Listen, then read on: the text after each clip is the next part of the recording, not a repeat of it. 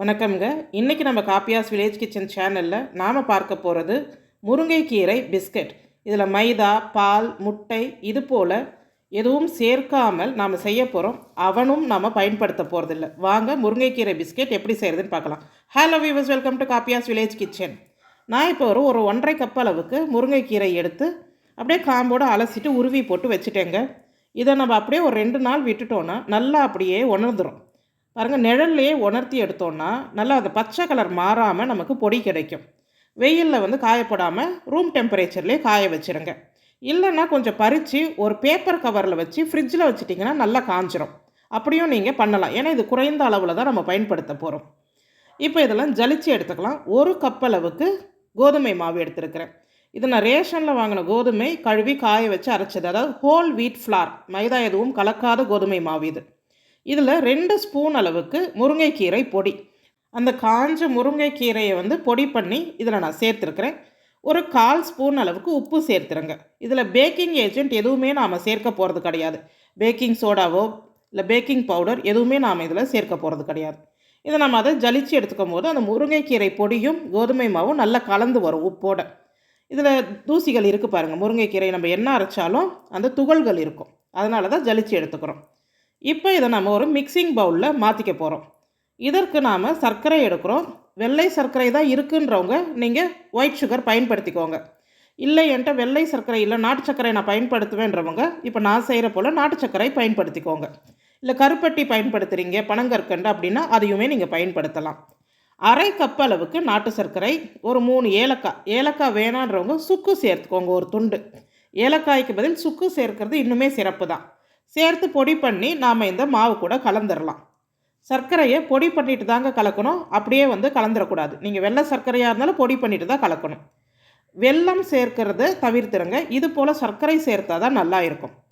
எல்லாமே நல்லா கலந்துட்டு இதில் நம்ம பால் எதுவும் பயன்படுத்த போகிறதில்ல, வெறும் பச்சை தண்ணி ஊற்றி தான் நாம் இந்த மாவை பிசைய போகிறோம். அதுக்கு முன்னாடி ஒரு 2 ஸ்பூன் அளவுக்கு நெய், ரொம்ப ஃபுல்லாக எடுக்க வேணாங்க, சாதாரணமாக 2 ஸ்பூன் நெய் இதில் சேர்த்துக்கோங்க. நீங்கள் காய்ச்சின நெய்யாக இருந்தாலும் காய்ச்சாத நெய்யாக இருந்தாலும் ஒரு 2 ஸ்பூன் மட்டும் போட்டுக்கோங்க. நிறையா நெய் சேர்த்துட்டிங்கன்னா பிஸ்கட் சாஃப்ட் ஆகிடும். அதனால் எல்லாமே அளவோடு தான் சேர்க்கணும். டேபிள் ஸ்பூன் வச்சுருந்தீங்கன்னா ஒரு 3/4 டேபிள் ஸ்பூன் சேர்த்தா கூட போதும். இந்த நெய் இந்த மாவு எல்லாத்துலேயுமே படுற மாதிரி நல்லா அப்படியே உதிரி மாதிரி கிளறி விட்டுடுங்க. அப்போ தான் நமக்கு பிஸ்கட் செய்கிறதுக்கு அந்த மாவு சாஃப்டாக இருக்கும். மாவு பிசையும் போதும் ரொம்ப ஹார்டாக பிசையக்கூடாது, நாம் அந்த சாஃப்ட்னஸ் இருக்கணும்.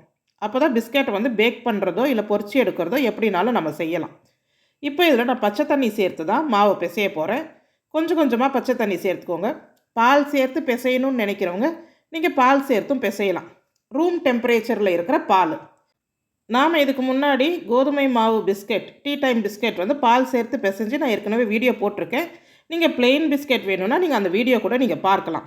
இதை முருங்கைக்கீரை சேர்த்து குழந்தைகளுக்கு முருங்கைக்கீரை லட்டு நான் அதிகமாக செய்து கொடுத்துருக்குறேன். ஆர்டரின் பேர்லையும் செய்து கொடுத்துருக்குறேன். அதிகமாக முருங்கைக்கீரை வைத்து இன்னும் சுலபமாக வேறு என்னெல்லாம் ஸ்நாக்ஸ் செய்யலான்னு கேட்டதன் பேரில் தான் இப்போ நான் இந்த முருங்கைக்கீரை பிஸ்கட் வீடியோ போட்டிருக்கிறேன். சுலபமாக வீட்டில் செய்யக்கூடியவங்க ட்ரை பண்ணலாம். சும்மா கொஞ்ச நேரத்துலேயே நம்ம செய்திடலாம். இப்போ பாருங்கள், இந்த மாவை சாஃப்டாக பிசைஞ்சிட்டு இதை ஊற வைக்கணும்ல அவசியம் கிடையாதுங்க. நிறைய தண்ணி ஊற்றியும் பிசைஞ்சிடக்கூடாது, ஏன்னா சர்க்கரை சேர்த்துருக்குறோம். அது ரொம்ப இலக ஆரம்பிச்சிடும். அதனால் ஓரளவுக்கு கட்டியாக பிசையும் போது அது இலகுற தன்மை ஈஸியாகிடும் நம்ம தேய்க்கும் போது. இப்போ பாருங்கள், ஒரு பாலித்தீன் ஷீட்டில் வச்சு நான் தேய்க்கிறேன். ரொம்ப மெலிதாக தேய்க்கக்கூடாது, ஓரளவுக்கு அந்த திக்னஸ் இருக்கணும். நான் அந்த கட் பண்ணிவிட்டு உங்களுக்கு அந்த திக்னஸ் காட்டுறேன்.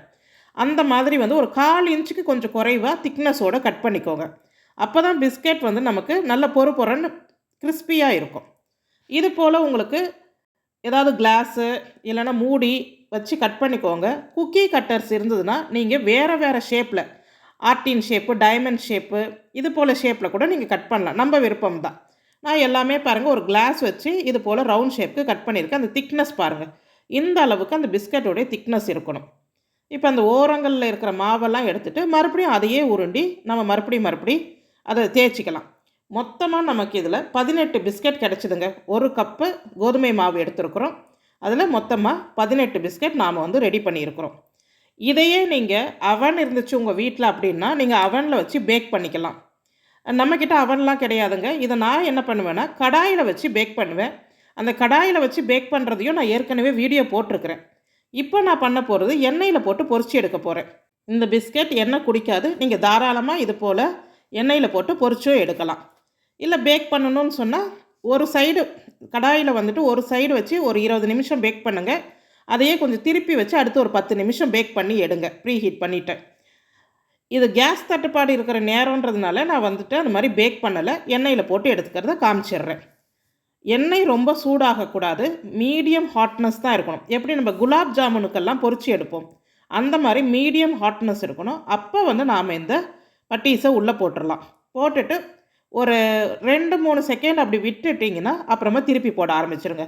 கொஞ்ச நேரம் அப்படியே விட்டுட்டிங்கன்னா அடியில் வந்து ரொம்ப கலர் மாற ஆரம்பிக்கும். அதனால் ஒரு 5 செகண்டுக்குள்ளே அடுத்து வந்து நாம் திருப்பி போட ஆரம்பிச்சிடணும். இது போலவே பொறுமையாக விட்டு பொரிச்சு எடுக்கணும். நம்ம காப்பியாஸ் வில்லேஜ் கிச்சன் சேனலில் வீடியோ பார்த்து சில மூலிகை பொருள்கள் செய்ய முடியாத வயதானவர்களாக இருக்கட்டும், இல்லை உடல் பிரச்சனைகள் இருக்கிறவங்களுக்கு தேவைப்படுகிற ஒரு பொருளாக இருக்கட்டும், நம்ம ஆர்டரின் பேரில் செய்து கொடுக்குறோம். குறிப்பாக முருங்கைக்கீரை, முடக்கத்தான், பிரண்டை, சுண்டைக்காய், ஆவாரம்பூ, இது போல் சில முக்கியமான அதிகமாக கிடைக்கக்கூடிய மூலிகைகளை வைத்து இட்லி பொடி, சாதப்பொடி, சூப் மிக்ஸ், அதே போல் இந்த மூட்டு வலியால் அவஸ்தைப்படுறவங்களுக்கு முடக்கத்தான், பிரண்டை சேர்த்து மூட்டு வலி எண்ணெய், இது போலலாம் செய்து கொடுக்குறோம். அதே போல் ஹெல்த் மிக்ஸ் பவுடர், மில்லட்ஸ் சிறுதானியங்கள் மட்டுமே வைத்து ஹெல்த் மிக்ஸ் பவுடர், முருங்கைக்கீரை பொடி. நிறைய பேர் விரும்பி வாங்குறது அந்த முருங்கைக்கீரை பொடி ஒரு அயன் சப்ளிமெண்ட்டுக்காக வாங்குகிறாங்க. சுண்டைக்காய், முருங்கைக்கீரை இட்லி பொடி, பிரண்டை, நெல்லிக்காய் இட்லி பொடி, ஆவாரம்பூ, முடக்கத்தான், முருங்கைக்கீரை, இது போல் தனித்தனியான சூப் மிக்ஸ். நம்ம வீடியோ பார்த்து தேவையான இந்த பொருள்கள் செய்ய முடியாதவங்க, இல்லை பொருள் கிடைக்காதவங்க இந்த வாட்ஸ்அப் நம்பருக்கு நீங்கள் உங்கள் ஆர்டரை கொடுக்கலாம். இப்போ பாருங்கள், நமக்கு பிஸ்கட் ஓரளவுக்கு அப்படியே நிறம். இது நாம் நாட்டு சக்கரை சேர்த்துருக்கிறதுனால இந்த டார்க் கலர் நமக்கு வந்து வருது. இல்லைன்னு சொன்னால் நீங்கள் வெள்ளை சக்கரை சேர்த்திங்கன்னா இதே பிஸ்கட் லைட் க்ரீனிஷாக வரும், அந்த பச்சை நிறத்தோடு வரும். நம்ம வெள்ளை சர்க்கரை சேர்க்கலன்றதுனால இப்போ நமக்கு அந்த ஒரு கோல்டன் கலரில் நமக்கு பிஸ்கட் வருது. அதனால் இதில் முருங்கைக்கீரை சேர்த்துருக்குறோன்றதெல்லாம் அவ்வளோ சீக்கிரமாக குழந்தைகளுக்கு தெரியாது. அந்த டேஸ்ட் வச்சு அவங்க கண்டுபிடிச்சாதான். அதிகமாக முருங்கைக்கீரை பொடி சேர்த்துடலாம் அப்படின்னும் நீங்கள் சேர்த்துடக்கூடாதுங்க. 1 கப்பு கோதுமை மாவுக்கு இந்த 2 ஸ்பூன் பொடி தான் சேர்க்கணும். இதில் நீங்கள் குறைச்சி 1.5 ஸ்பூன் கூட சேர்க்கலாம். ஆனால் நீங்கள் கூடுதலாக சேர்த்திங்கன்னா பசங்க சாப்பிட மாட்டாங்க.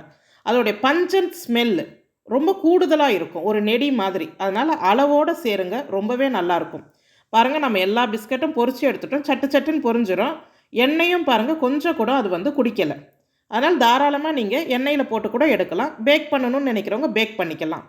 எடுக்கும் போது பிஸ்கட் சாஃப்டாக தாங்க இருக்கும். இது அப்படியே நீங்கள் கொஞ்சம் நேரம் ஆற விட்டுட்டிங்கன்னா கிறிஸ்பி ஆகிடும். செய்து பாருங்கள். முருங்கைக்கீரை பிஸ்கெட் உங்களுக்கு பிடிச்சிருந்தா நம்ம காப்பியாஸ் வில்லேஜ் கிச்சன் சேனலுக்கு ஒரு லைக் பண்ணுங்கள். நன்றி.